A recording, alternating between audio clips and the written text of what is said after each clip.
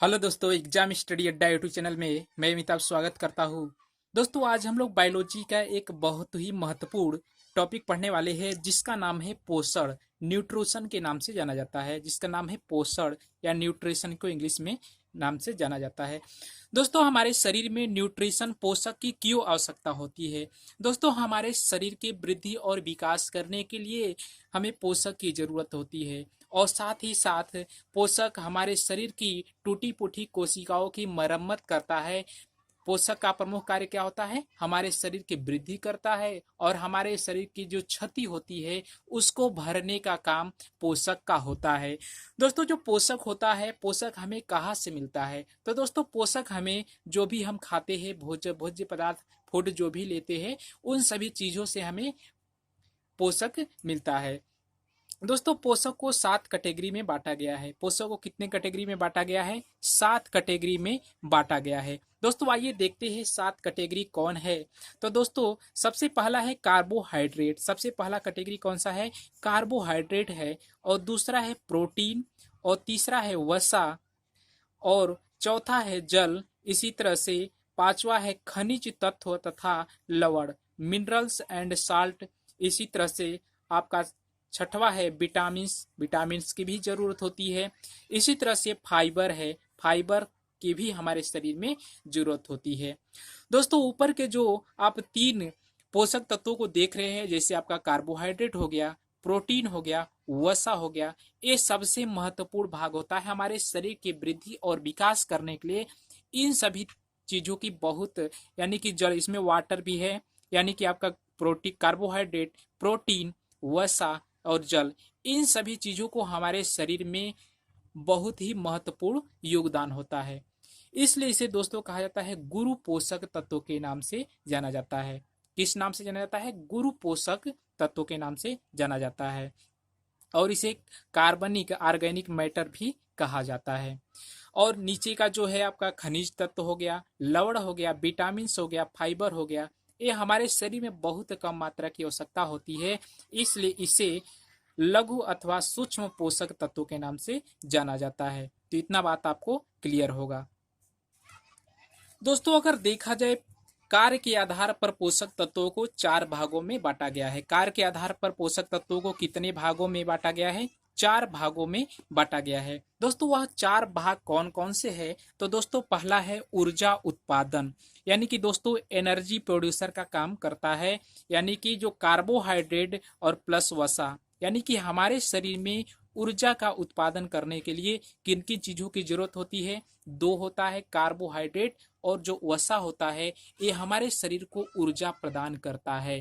यानी कि जो दोनों माध्यम है उससे ऊर्जा उत्पादन होता है। दोनों माध्यम। दोस्तों, जो कार्बोहाइड्रेट होता है, यह जो कार्बोहाइड्रेट ये हमारे भोजन से प्राप्त होता है, लेकिन जो वसा होता है, वसा ये हमारे शरीर में बनता है, जिसके माध्यम से हमें एनर्जी प्राप्त होती है। इसी तरह से दूसरा नंबर है दोस्तों बिल्डिंग सब्सटेंस, निर्माण पदार्थ।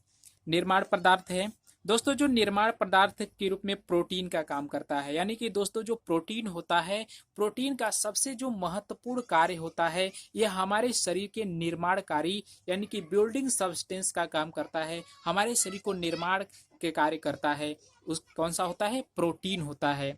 और इसी तरह से दोस्तों तीसरा है आपका मेटाबॉलिक रेगुलेटर। दोस्तों, जो मेटाबॉलिक रेगुलेटर होता है, जिसे उपापचयिक नियंत्रक कहा जाता है, इसके अंतर्गत कौन कौन से आते हैं? विटामिन आता है, आपका जल आता है, और इसी तरह से खनिज तत्व तथा लवण, इसको माइक्रो यानी कि सूक्ष्म पोषक तत्व के नाम से जाना जाता है। ये हमारे उपापचयी क्रिया को नियंत्रित करने का कार्य करते हैं। यानी कि हमारे शरीर में जो भी उपापचयी मेटाबॉलिक प्रोसेस होता है, उसको नियंत्रण करने का कार्य विटामिन हो गया, जल हो गया, खनिज तत्व तथा लवण, ये सभी कार्य करते हैं। लेकिन हमारे शरीर के निर्माण करने का कार्य प्रोटीन करता है, और ऊर्जा प्रदान करने का कार्य कार्बोहाइड्रेट प्लस वसा होता है। तो इतना बात आपको क्लियर होगा। दोस्तों, अगला है आनुवंशिक पदार्थ। दोस्तों, जो आनुवंशिक पदार्थ मनुष्य में 2 प्रकार का होता है। एक डीएनए होता है और अथवा आरएनए, यानी कि डीएनए अथवा आरएनए दोनों में से कोई हो सकता है।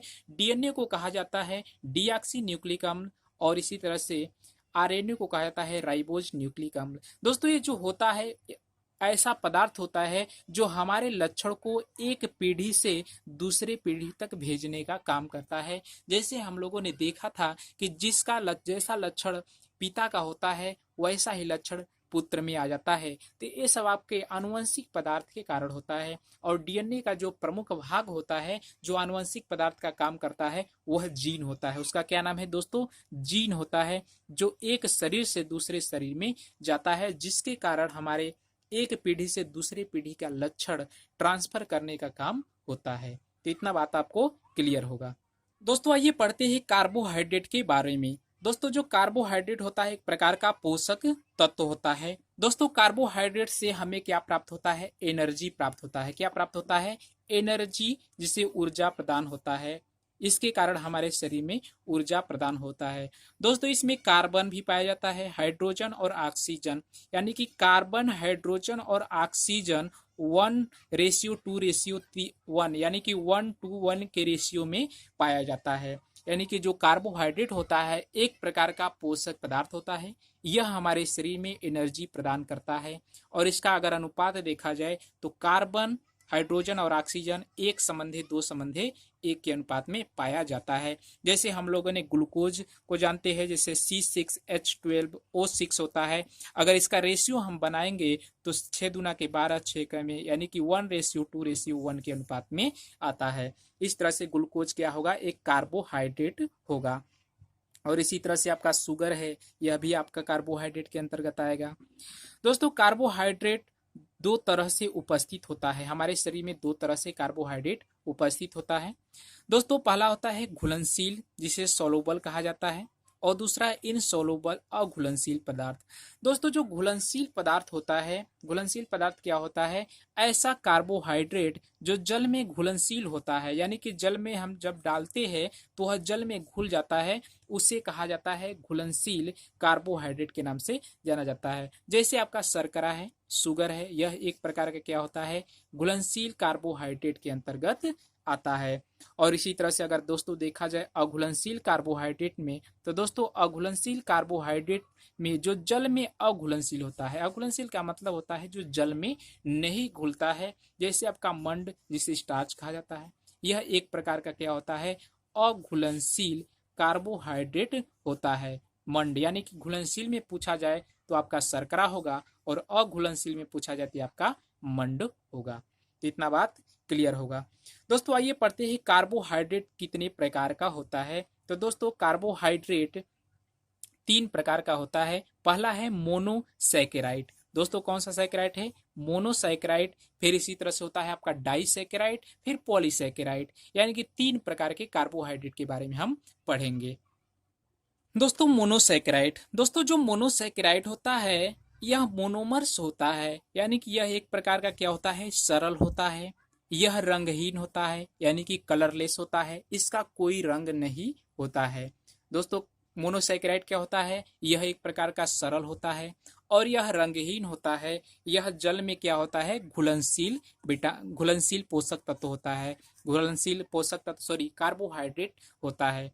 दोस्तों इसका जो स्वाद होता है मीठा होता है, स्वीट होता है। तो दोस्तों मोनोसैकेराइड में क्या क्या गुण पाया जाता है? यह सरल होता है, रंगहीन होता है, कलरलेस होता है, घुलनशील होता है, और इसका जो स्वाद होता है मीठा होता है। दोस्तों मोनोसैकेराइड में निम्न शुगर में मिलता है, यानी कि कुछ विभिन्न प्रकार के शुगर है उसमें हमें मोनोसैकेराइड मिलते हैं। तो दोस्तों मोनोसैकेराइड 2 प्रकार का है। इस तरह से अगर देखा जाए तो शुगर के आधार पर, तो दोस्तों शुगर के आधार पर अगर देखा जाए तो कार्बोहाइड्रेट 2 प्रकार के, मोनोसैकेराइड दोस्तों होता है 2 प्रकार का होता है। पहला होता है खस्ट हेक्सोज शुगर। हेक्सोज का मतलब जिसमें कार्बन की संख्या 6 होती है, और दूसरा होता है पेंटोस यानी पंच शुगर, जिसमें कार्बन की संख्या कितना होता है?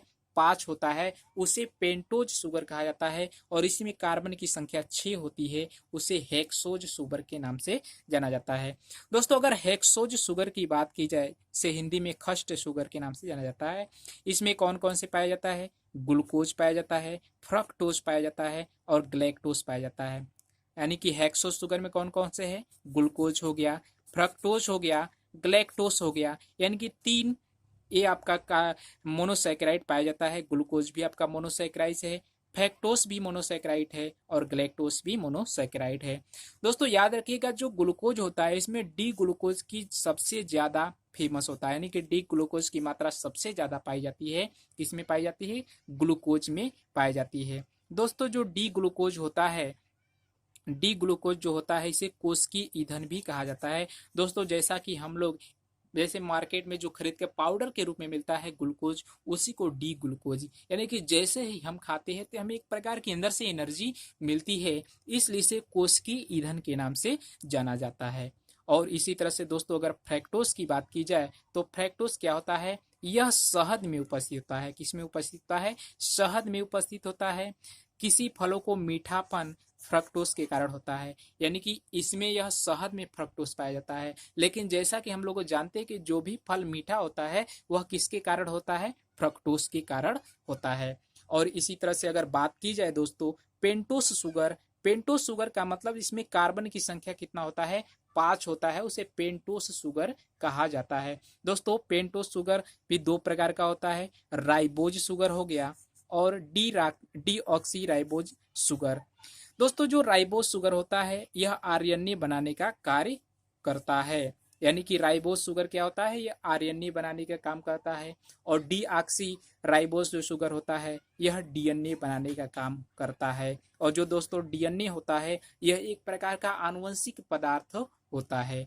तो इतना बात आपको समझ में आया होगा। दोस्तों आज के वीडियो में हम लोग मोनोसैकेराइड तक के वीडियो को अध्ययन किया।